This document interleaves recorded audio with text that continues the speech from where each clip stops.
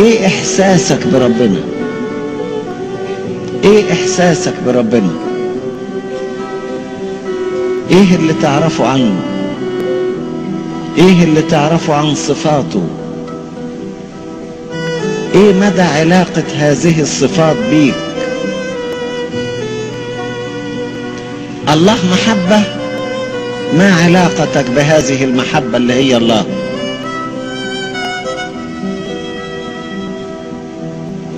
الله رحيم، ايه علاقتك بالرحمة؟ الله موجود، ايه علاقتك بيه بوجوده؟ ايه قيمة ربنا في حياتك؟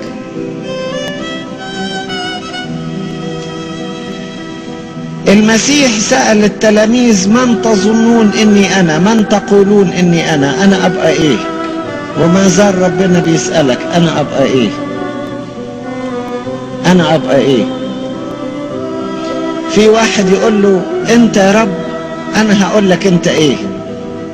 انت الاب اللي كله حنان وعطف، ابويا الخصوصي، ابويا الخصوصي، مش الاب الجسدي، انت ليا اب خصوصي. وانت يا رب الصديق، صديقي الخصوصي. وانت يا رب الحبيب، شماله تحت رأسي ويمينه تعانقني. انت يا رب العشرة اللي ما اقدرش استغني عنها ابدا. بك اوجد واحيا واتحرك. انت لست فكرة، انت في كياني، انت في روحي، انت في جسدي، انت في دمي، انت في فكري، انت بالنسبة لي كل حاجة.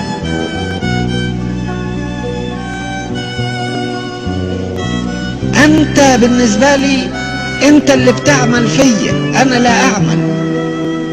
انت العامل، انت المحرك، انا بتحرك بيك. انت الموجه، انت تعمل فيا، انت تعمل معي، انت تعمل بي.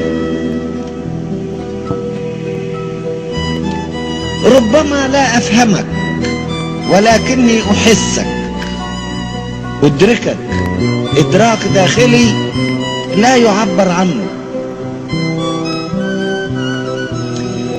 انا عارفك، لكن الالفاظ ما بتقدرش تعبر عن معرفتي ليك.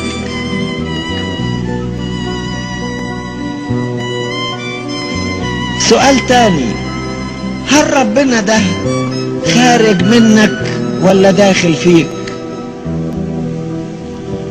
يعني في حاجة خارجك اسمها ربنا، في حاجة في السماء اسمها ربنا. لما اقول يا رب، ابص لفوق ولا ابص لجوه؟ ابص في السماء ولا ابص في قلبي؟ فين ربنا ده؟ موجود فين؟ بالنسبة ليك، هل انت عرفت ربنا ولا لسه ما عرفتوش؟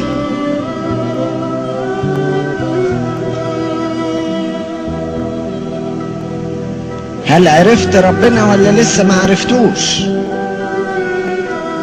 ايه ربنا بالنسبة لك؟ انت تعرفه ولا ما تعرفوش؟ ايه ربنا بالنسبة لك؟ انت تعرفه ولا ما تعرفوش؟ هل في اختبار بالنسبة لربنا ولا ما فيش؟ هل عشت معاه ولا ما عشتش معاه؟ هل ربنا بالنسبة لك فكرة ام وجود؟ يعني في فكرة اسمها ربنا، ولا في وجود حقيقي، كيان حقيقي اسمه ربنا؟ ايه اللي موجود؟ ايه مكانة ربنا في حياتك؟ من لا يبغض حتى نفسه من اجلي لا يستطيع ان يكون لي تلميذا. هل انت نفسك بتحبها اكتر من ربنا؟ متعك الشخصية، لذاتك الشخصية، افراحك الشخصية، ماليتك الشخصية، حريتك الشخصية، هل بتحب ده اكتر من ربنا؟ ايه مكانة ربنا في حياتك؟ ايه مكانة ربنا في حياتك؟ نقول له يا رب اعطني ذاتك،